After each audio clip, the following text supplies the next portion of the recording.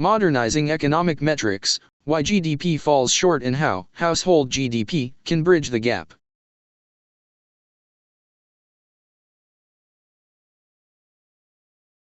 Gap. Executive Summary. Gross Domestic Product, GDP, has long been the headline measure of economic performance, yet it increasingly fails to reflect the economic reality of modern households.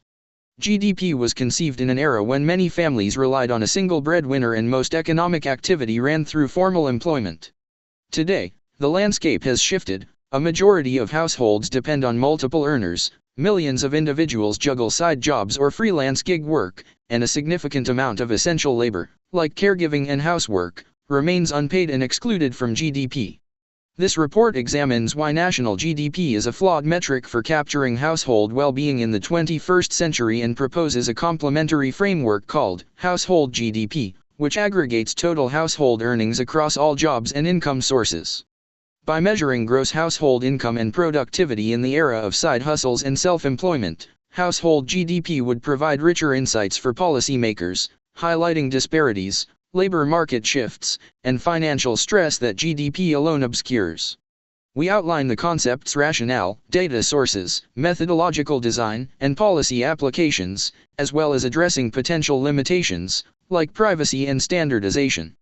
Household GDP is not intended to replace GDP, but to complement it, enabling a more inclusive and nuanced understanding of economic progress that focuses on households' actual financial outcomes alongside aggregate national output.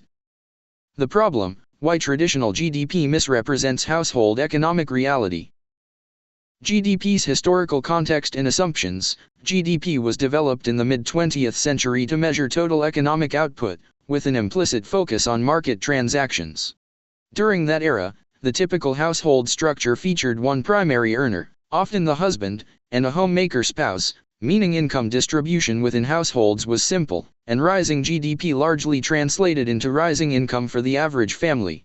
Economist Simon Kuznets, an architect of national income accounting, notably warned in 1934 that GDP omits key aspects of welfare, such as the services of housewives and other family members in the home. Nevertheless, the GDP metric gained prominence as a broad gauge of growth, on the assumption that it correlated strongly with societal prosperity. Those foundational assumptions no longer hold true. Today's economies have evolved beyond the single-earner model, and GDP's omissions and blind spots have widened. To illustrate the disconnect, in 1967, only 44% of U.S. married couple families were dual income, and 36% relied on the husband's income alone. By 2020, nearly 60% of these families had both spouses earning, while purely single-earner married families plunged to 19%. This dramatic shift means that measuring just aggregate output per capita, as GDP does, often fails to capture how households actually fare. GDP can grow even as family finances stagnate or worsen, because it doesn't account for how many paychecks each household needs to achieve a given standard of living, nor how income is distributed among individuals. Structural flaws of GDP in the modern economy. Several interrelated trends expose GDP's limitations as a measure of household economic well-being. Multiple earners and dual incomes. With living costs rising faster than single wages, two-income households have become the norm. More than half of U.S. households, 53.3%, had dual incomes by 2019, up from 52% a decade earlier. Middle-class families increasingly require two, or more, paychecks to afford housing, education, and childcare. A generation ago, one stable job might support a family. Now, relying on a single earner is often financially untenable in many regions. GDP growth does not reveal this fundamental change. It counts total output, but ignores how many workers per household it takes to generate that income. A country's GDP can rise even if families are working twice as many total hours to stay afloat. Household GDP as a concept responds to this by focusing on aggregate earnings at the household unit, providing insight into how broadly prosperity is shared and whether multiple incomes are effectively masking stagnation in individual wages. Rise of gig work and self-employment. The gig economy and freelance work have exploded, yet they are imperfectly captured by standard economic indicators. Many people now earn income outside of traditional payroll jobs, from rideshare driving to online freelancing, often in addition to formal employment.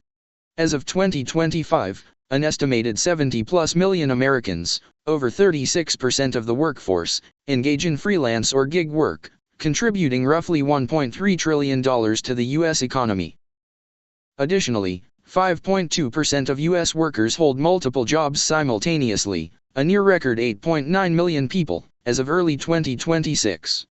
These trends mean household incomes are increasingly sourced from multiple streams: wages, side gigs, contracting, small businesses, rather than a single paycheck.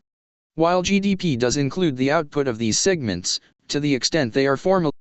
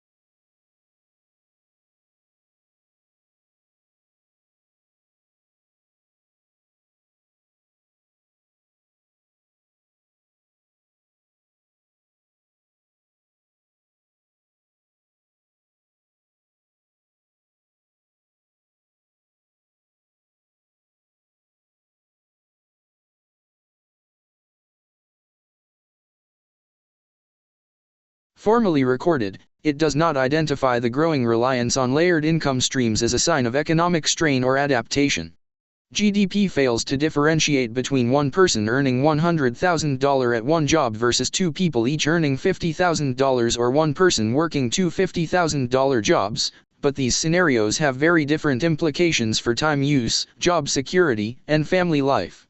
A household GDP approach would explicitly measure and track total earnings per household, illuminating phenomena like the side hustle surge, and how reliant households are on secondary income sources for basic financial stability. Informal and unpaid labor excluded, traditional GDP ignores enormous swaths of productive activity that fall outside monetized markets. This includes informal sector income, e.g. cash jobs, barter, subsistence work, and, importantly, unpaid but essential labor within households. The latter encompasses childcare, eldercare, housework, and other domestic tasks often performed without pay, historically by women. Such labor is economically vital. Its omission from GDP understates the true scope of productive work.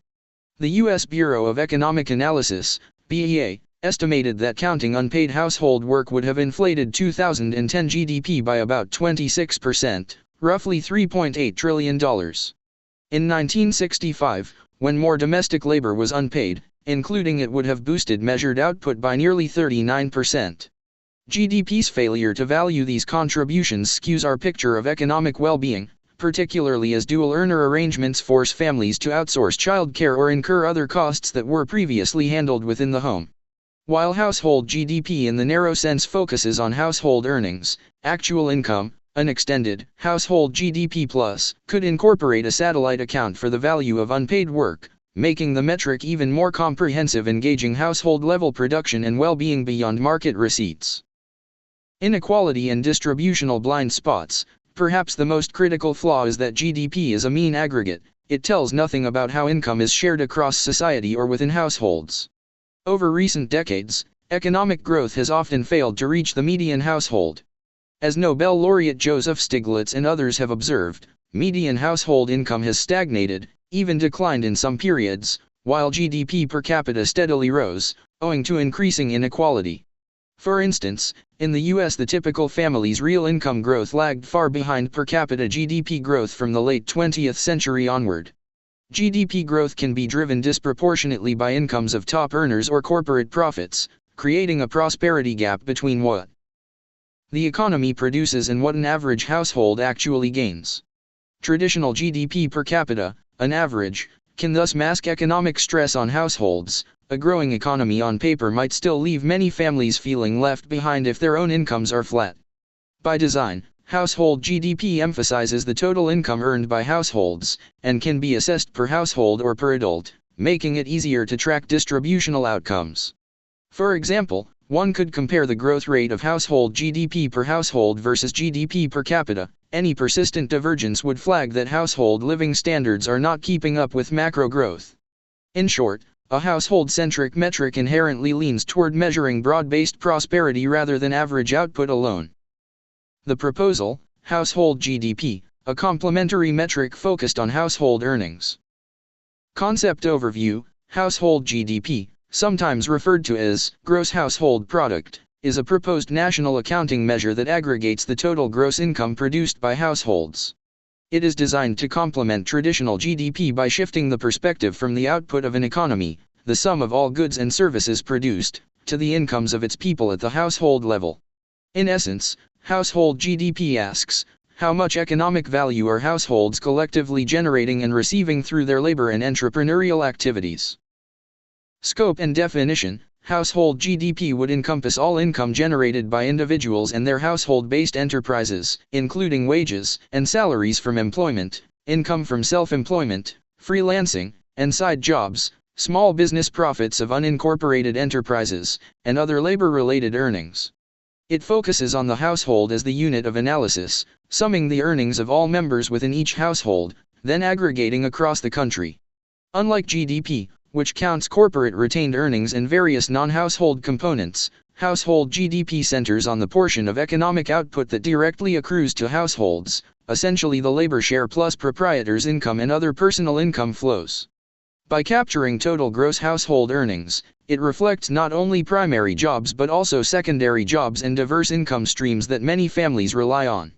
Notably, household GDP could be measured as an aggregate, nationwide total, and normalized as per household or per capita averages, but critically it can also be disaggregated by household type, region, or income percentile to provide distributional insight, something a single GDP number cannot do. Relationship to existing metrics. This concept aligns with and extends some existing indicators, but is distinct in focus.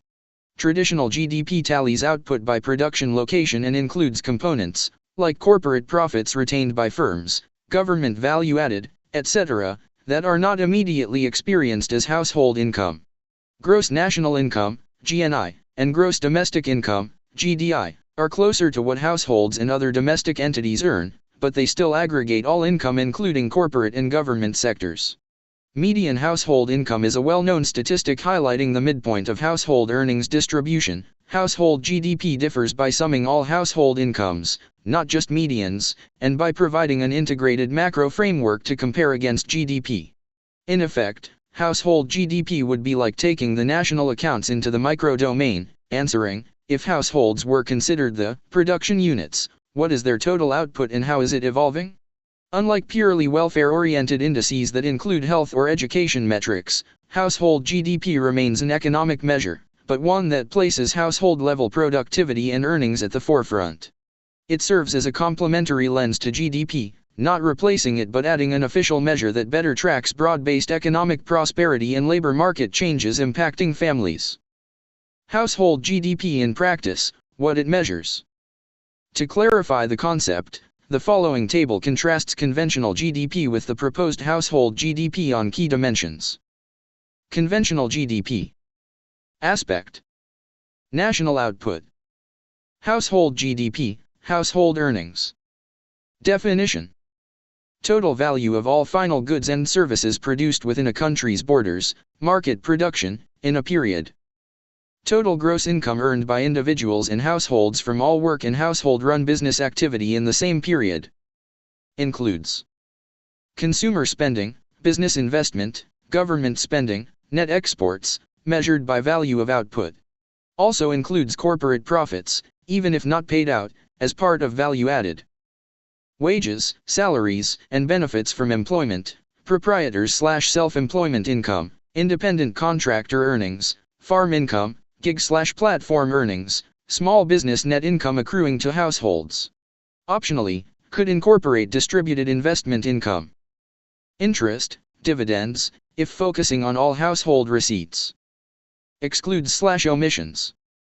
Unpaid work, informal/illegal economy, does not detail who receives income. GDP by itself does not distinguish how output is split among workers versus capital owners or among households. Corporate retained earnings, profits not passed to people, are excluded to focus on household-generated output. Government transfers could be excluded, to measure only earned income, or reported separately. Valuation of unpaid household labor is excluded in core measure, to restrict to actual earnings, but can be tracked in a satellite account for broader welfare analysis. Unit of analysis.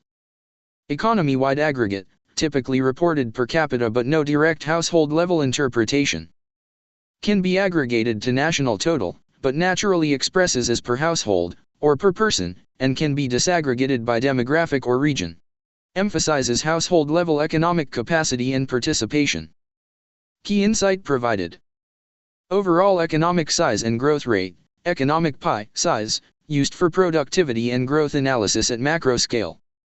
Economic well-being and productive contribution of households, shows how much households are earning, and therefore able to spend or save, and reveals multi-earner dynamics. Inequality, and livelihood sustainability. Methodology and data sources. Accurately constructing household GDP would require integrating data from several sources to capture all forms of income.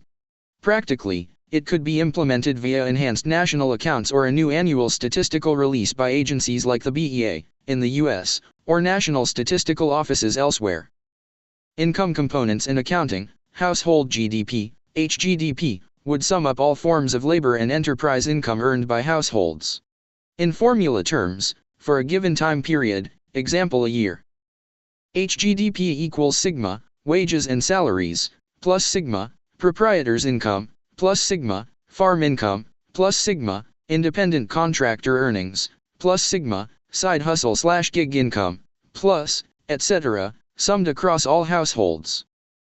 Each household's contribution is the total of its members' earnings from all jobs and self-employment. This is conceptually related to the personal income statistics in national accounts, but household GDP would focus on gross earnings from work and production, excluding, for instance, pure transfer payments or capital gains, which are not direct production output. Adjustments would be needed to avoid double counting and align with national totals. For example, a small business owner's net income might be captured as proprietor's income, while wages of their employees are counted under wages.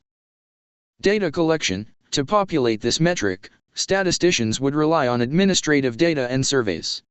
Key inputs include tax records, payroll data, business income filings, labor force surveys, household surveys revealing multiple job holding, etc., and special surveys of gig/platform earnings. For example, tax forms like W-2S in the U.S. report wages per job. Schedule C or 1099 forms cover non-employee compensation and small business profits. Combining these at a household level, using taxpayer household identifiers while protecting privacy, would yield a comprehensive income tally. National labor force or household income surveys, such as the Current Population Survey or American Community Survey in the U.S., provide cross-checks and help capture data on informal earnings or incomes below tax filing thresholds. Statistical methods could integrate these data sources to construct a complete picture of each household's income portfolio. Advances in data analytics and administrative data linking make such integration more feasible than in the past, albeit with heavy emphasis on confidentiality. Frequency and reporting. Initially, household GDP might be calculated annually, aligned with annual income data. Over time, as data collection improves, a quarterly or semi-annual household GDP could be estimated to align with the GDP release cycle, providing a timelier barometer of household earnings growth. The output could include headline figures such as total household GDP per household, per capita, and growth rates thereof. Distributional breakdowns could accompany the aggregate release, for example, growth in household GDP for the bottom 50% of households versus the top 10%, or differences by region, to directly inform inclusive growth discussions. Incorporating volatility and diversification. Beyond static totals, the household GDP framework could measure income volatility and diversification, two increasingly relevant aspects in the gig age. For instance, statistical agencies could publish supplementary indicators derived from microdata: how many households have high variability in monthly income, what share of households have income from 2, 3, or more sources, etc. These would enrich the basic HGDP metric, showing not just how much is earned but how steady or precarious those earnings are. Such insights are crucial for understanding financial security and designing safety nets. Why household GDP matters. A new signal. By distilling all household earnings into one cohesive measure, household GDP would function as a barometer of the populace's productive welfare. Policymakers and analysts could compare household GDP growth versus traditional GDP growth to see whether economic gains are broad-based or lopsided. For example, if GDP is growing faster than household GDP, it might indicate that more income is accruing to non-household actors, like corporate retained profits or the wealthy few, signaling rising inequality or a falling labor share. If the gap between GDP and household GDP widens, it flags that macro growth isn't translating fully into household earnings, prompting a re-examination of policies around wages, labor bargaining power, or profit sharing.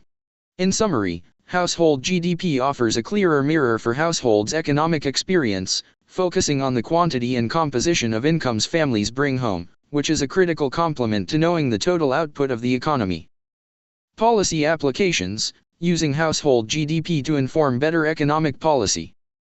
Adopting household GDP as an official statistic would equip policymakers with a powerful tool to monitor living standards and design responsive policies.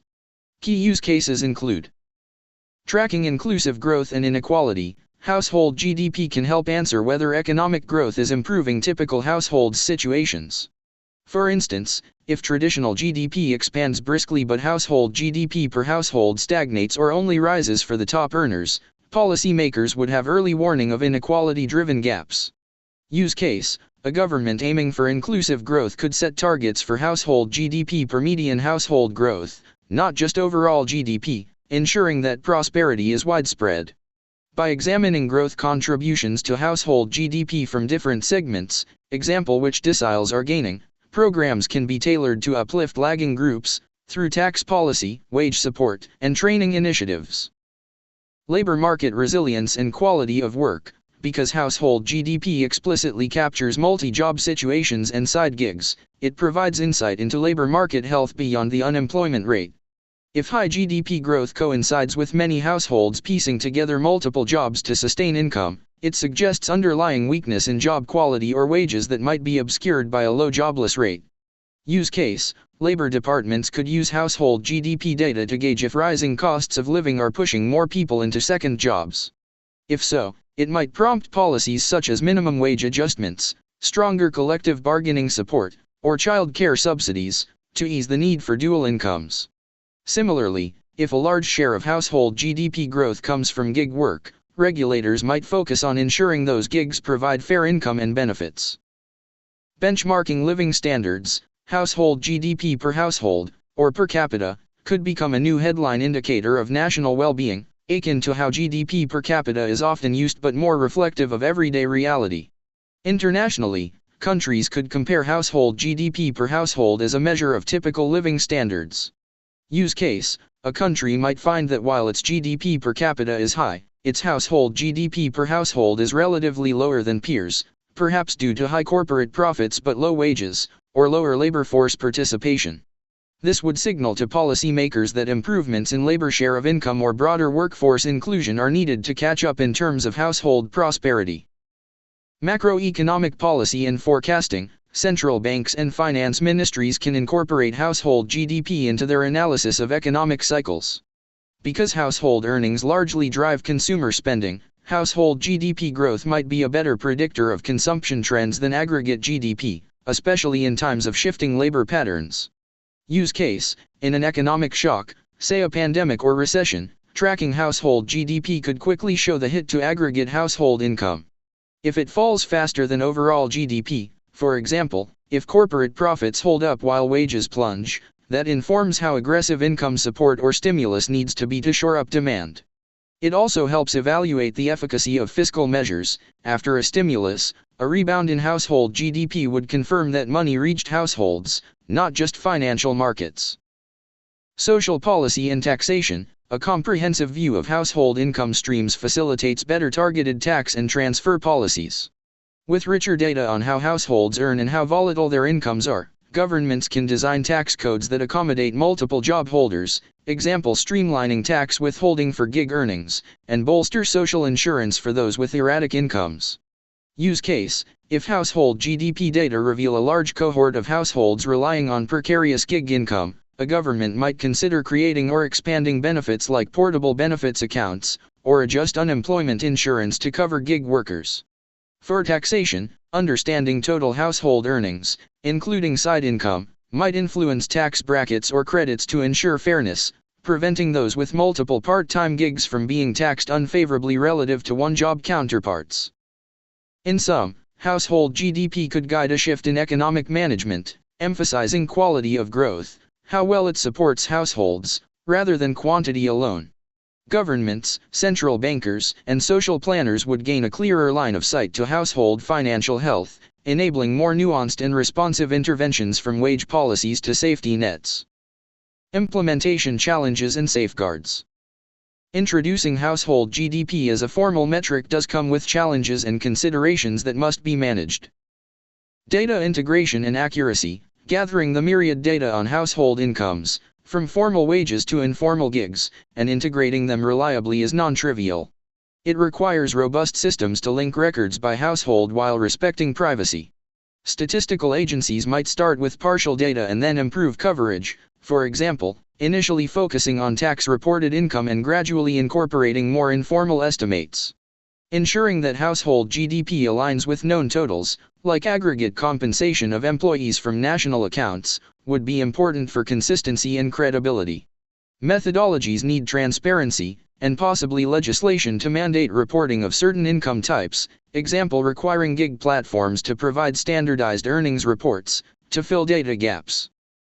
Privacy and confidentiality. Since this metric touches on sensitive individual and household income data, strong privacy safeguards are essential. All data processing should occur under strict confidentiality, with outputs only published in aggregate or anonymized forms. Lessons can be drawn from how agencies handle census and tax data. Gaining public trust in a new indicator will depend on demonstrating that personal information isn't compromised and that the aim is statistical insight, not surveillance. Definition and international comparability. What counts as household earnings could vary by country or over time. For comparability, clear international standards would need to be developed, potentially under the guidance of organizations like the UN Statistics Division as part of the System of National Accounts, SNA, updates. For example, should household GDP include government cash transfers, like Social Security or unemployment benefits? Since those are not earned via current productive activity, the core metric might exclude them, but they could be reported in parallel, to show household disposable income versus earned income. These definitional choices must be consistent and transparent to make household GDP a useful tool globally. Risk of misinterpretation. As with any new statistic, there is a learning curve. Policymakers and media will need guidance to interpret household GDP correctly. For instance, a rising household GDP can signal improvements in total earnings, but if it's driven mainly by households working more hours or multiple jobs, that nuance is important. Similarly, one must be careful not to double count this with GDP. Household GDP is a complementary perspective. It should be communicated that a strong economy should ideally see both GDP and household GDP growing in tandem. Divergences carry meaning, like inequality, rather than one being right and the other wrong. Over-reliance on any single number is a risk. Even household GDP would need context from other statistics, example productivity, inflation, etc. The solution is to incorporate it into a dashboard of indicators and train users in its interpretation. Adaptability. The nature of work is still evolving. Think about the rise of automation, remote work, or new forms of digital earning. Any new metric should be designed with flexibility to adapt to future shifts. Household GDP's broad definition of earnings positions it well to accommodate change, since whether incomes come from a factory job or a virtual microtask platform, they are still income. Nonetheless, the implementation team should regularly review and refine methods to capture emerging income streams, example revenue from content creation on social media, cryptocurrency earnings, etc., as these become significant. In addressing these challenges, policymakers can look to precedents like the development of satellite accounts, example for environmental or household production, by statistical agencies, which show it's feasible to augment core national accounts with new measures. The key is a careful development process with expert input, pilot testing, and clear communication. Conclusion. As economies and household structures transform, our metrics for economic success must evolve as well. National GDP remains invaluable for tracking overall output, but it is no longer sufficient for understanding how typical households are faring in an age of dual incomes, gig work, and rising inequality. Household GDP offers a modernized lens. By measuring total household earnings and the distribution of those earnings, it aligns economic indicators more closely with lived experience. This policy proposal has argued that national GDP is a flawed standalone metric, not because it is measured incorrectly, but because it paints an incomplete picture of economic progress. Household GDP, used alongside GDP, can correct that blind spot by highlighting whether growth is truly benefiting the many or just the few. Implementing household GDP would require effort and innovation in data collection, but it would yield a rich, policy-relevant data set to guide decisions. It could illuminate, for example, how much multi-jobbing is contributing to income growth, or whether households are gaining ground or losing ground despite positive GDP headlines. It underscores that the ultimate purpose of economic growth is to improve people's material well-being. By focusing on household incomes and contributions, the metric implicitly reframes economic success in terms of broad prosperity and resilience, not just raw production. In practical terms, household GDP could become a standard economic indicator reported by statistical agencies, much like GDP or employment rates. Citizens and legislators would gain a clearer benchmark: is the pie of household income expanding, and for whom? In the long run, embracing such complementary metrics will help ensure that economic policy stays grounded in reality, addressing the needs of families and individuals, rather than steering by averages that obscure disparities.